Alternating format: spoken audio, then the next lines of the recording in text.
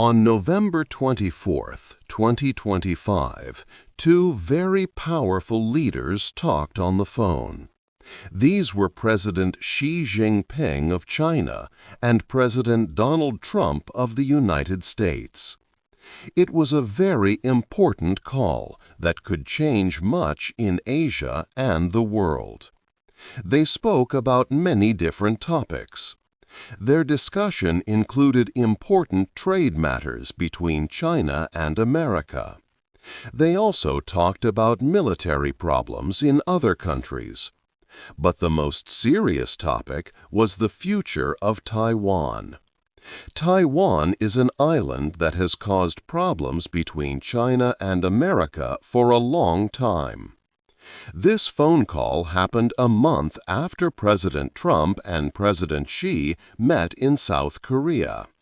That meeting was to help stop a trade war. The November phone call showed that these two leaders were still trying to work together. However, it also made people ask big questions. Many wondered if America would keep its promises to its friends, and what its plans for Taiwan really were.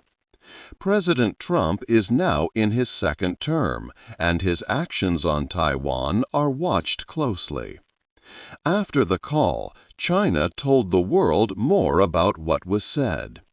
China's official news agency, Xinhua, reported a key message from President Xi. He told President Trump that Taiwan must become part of China again. President Xi linked Taiwan's return to the world order that was made after World War II. This meant that, for China, Taiwan's future was tied to old international agreements. This was a clever diplomatic move by China. It tried to show that China's plan for Taiwan was part of keeping world peace, not breaking it. This conversation was much more than a simple phone call. It was a high-stakes moment that might change the balance of power in Asia. The world is now watching to see what happens next regarding Taiwan. 2. The big phone call. The big phone call happened on Monday, November 24, 2025. America's President Donald Trump and China's President Xi Jinping talked for several hours. Both countries described the conversation as a good and helpful exchange. After the call, President Trump quickly shared a message on his social media platform, Truth Social. He called the discussion productive and wide-ranging. He highlighted areas where he believed progress had been made, such as discussions about Ukraine and Russia, efforts to stop fentanyl trafficking, and a new deal that would help American farmers. It was noticeable that in his public statement, President Trump did not mention Taiwan at all. This suggested that the White House might have wanted to handle this very sensitive issue quietly. However, China's government provided a much more detailed public account of the conversation. China's foreign ministry issued an official statement. According to them, President Xi Jinping told President Trump clearly that Taiwan's reunification with China was an integral part of the post-war international order.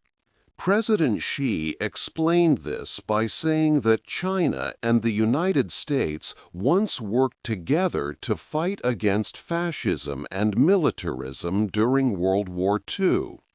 He suggested that they should now cooperate to protect what was achieved after that war. This way, China presented its goal for Taiwan as something important for global stability, connecting it to old agreements. The Chinese report also said that President Trump acknowledged the significance of the Taiwan issue to China. Later, officials from the White House confirmed that President Trump understood China's position on Taiwan. However, they made it clear that understanding China's view did not mean that America had agreed to any specific outcomes regarding Taiwan during the call. Beyond Taiwan, the two leaders talked about trade and business. They aimed to continue the good progress made in their previous meeting in October, where they reached a partial trade truce. President Trump announced plans to visit China in April of the next year. In return, President Xi invited Trump for a state visit to Washington later that same year. Both leaders agreed it was important to talk often and keep the lines of communication open. Despite this friendly tone and agreement for future meetings, the very different public statements about Taiwan showed that the two powerful nations still had deeply different ideas about what was important. 3. Selling weapons to Taiwan. Just before the important phone call between President Donald Trump and China's President Xi Jinping, an important event took place. The United States government, under President Donald Trump, made a decision to sell weapons to Taiwan. This approval came only a few days before the two leaders spoke. It was the first arms sale to Taiwan that President Trump's administration had agreed to. The total value of this military package was $330 million. These new weapons were specifically for Taiwan's Air Force. The package included important parts and equipment for their F-16 fighter jets and C-130 transport aircraft. These parts are needed to keep Taiwan's air defense strong and ready. Taiwan's government was very pleased with this decision. Their foreign ministry openly welcomed the sale. They said it was a clear sign of America's ongoing commitment to Taiwan's ability to defend itself. This commitment, they noted, is supported by the Taiwan Relations Act, a law that guides U.S. relations with Taiwan and ensures its defense capabilities. On the other hand, China reacted with strong anger and criticism. Beijing quickly made its displeasure known. A spokesperson for China's foreign ministry, Lin Jian, stated that the arms sale was a serious violation of the One China principle.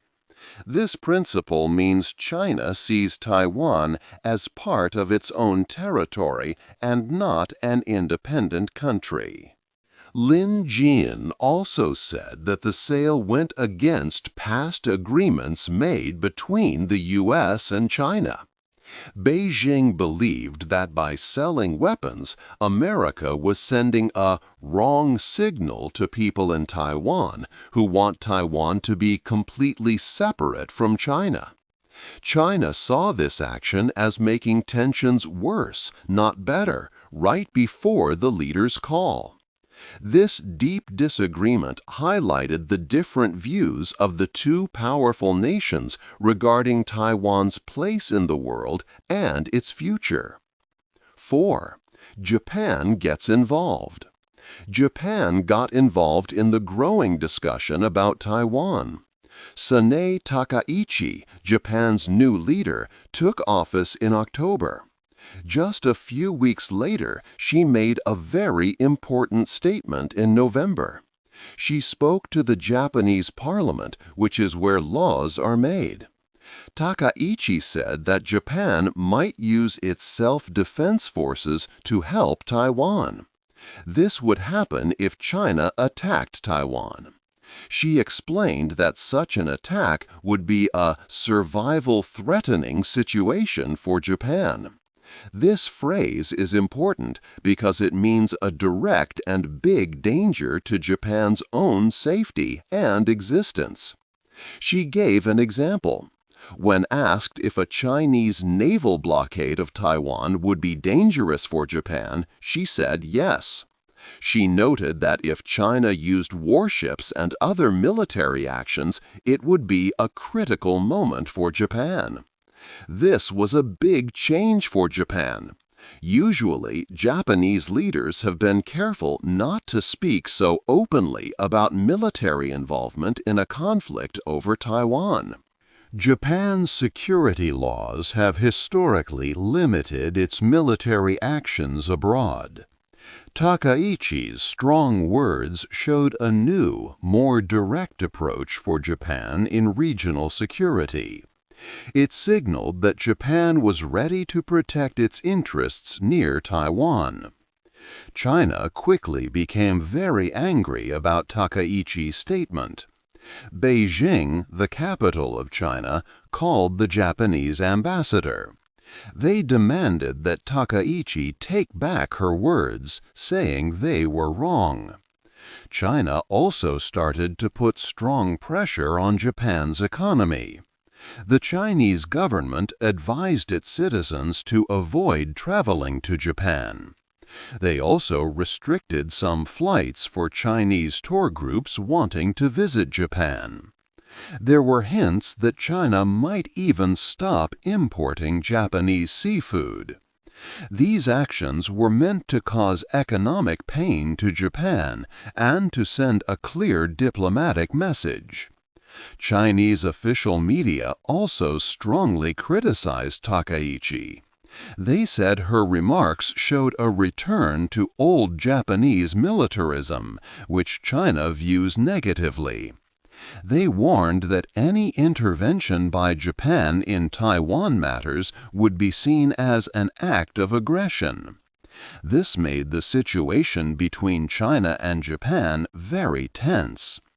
Japan's decision to speak up for Taiwan, along with America selling weapons to Taiwan, showed that many countries were worried about China's plans. The whole region became more unstable because of these events. Japan's clear stance added a new challenge to China's goals for Taiwan. 5. The history of the problem. The problem of Taiwan is old and complex. China, led by the Communist Party, sees Taiwan as part of its country. They call this the One China principle. For China, Taiwan is a province that broke away after the Chinese Civil War in 1949. China says Taiwan must come back under its rule. This is a very strong belief in Beijing. The United States has a special way of dealing with Taiwan. It has formal relations with China, but also unofficial ties with Taiwan. America sells weapons to Taiwan to help it defend itself. This is part of the Taiwan Relations Act from 1979. America's policy is called strategic ambiguity. This means the United States does not clearly say if it will use its military to protect Taiwan if China attacks. President Donald Trump has kept this policy. Secretary of State Marco Rubio said America would not abandon Taiwan for a trade deal, easing some worries. China's President Xi Jinping wants to bring Taiwan back to China. This goal is very important to him and his legacy. He says China's China Dream is not complete while Taiwan is separate. President Xi has even said military action is possible if Taiwan does not reunify peacefully. However, most people in Taiwan do not want to be part of mainland China. Taiwan became a democracy in the 1980s. Its people have developed a strong sense of being Taiwanese, not Chinese. Many younger people identify as distinctly Taiwanese. Polls show most Taiwanese do not want to reunify with China now. They want to keep their democratic life and decide their future. Taiwan's President Lai Ching-te and his government reject China's claim, believing only Taiwan's people can choose. This difference creates a difficult situation. China sees Taiwan as its own, while Taiwan wants to be free and democratic. America's unclear policy adds to the tension. This disagreement continues to make the region unstable. 6. Reading between the lines. Chapter 6 helps us understand the hidden meanings behind the phone call between President Xi Jinping and President Donald Trump. Why did President Xi talk about World War II? He did this to make China's goal for Taiwan look like it was for world peace. Xi wanted the world to see Taiwan's return to China as part of a larger plan for global order. He said that China and America once fought together against bad forces in World War II. Now, he suggested, they should work together again. This time, it would be to stop what China calls separatist forces that want Taiwan to be fully independent. Xi used these words to make China's control over Taiwan seem fair and right, not like an attack. He wanted to show that bringing Taiwan back would help make the world more stable, not less. President Xi also wanted to see what President Trump would do. Trump is known for making business deals. Xi thought that President Trump might trade Taiwan's future for a good business deal. He saw Trump's interest in trade as a chance to get his main goal, for America to say it opposes Taiwan's independence. This would be a big change for the United States. Xi believed that if China offered enough good trade agreements or other benefits, Trump might agree to change how America sees Taiwan. Some people in Taiwan were worried about this. They feared that Trump might put American business first, even if it meant risking Taiwan's safety. After the phone call, China and America told very different stories to the public. President Donald Trump used his social media to say the call was good.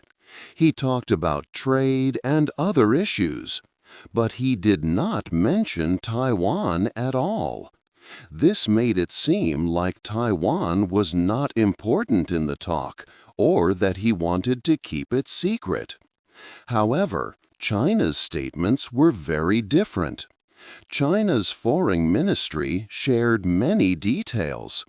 They clearly said that President Xi told Trump that Taiwan must become part of China. They stressed that this was part of the world order after World War II. Later, the White House agreed that Trump had understood China's view on Taiwan, but they did not say that Trump agreed with it. These different stories showed their different goals. China wanted the world to know its strong stand on Taiwan. It wanted to show that it was pushing for its goal directly with the American president. America, on the other hand, wanted to avoid seeming weak or making big promises.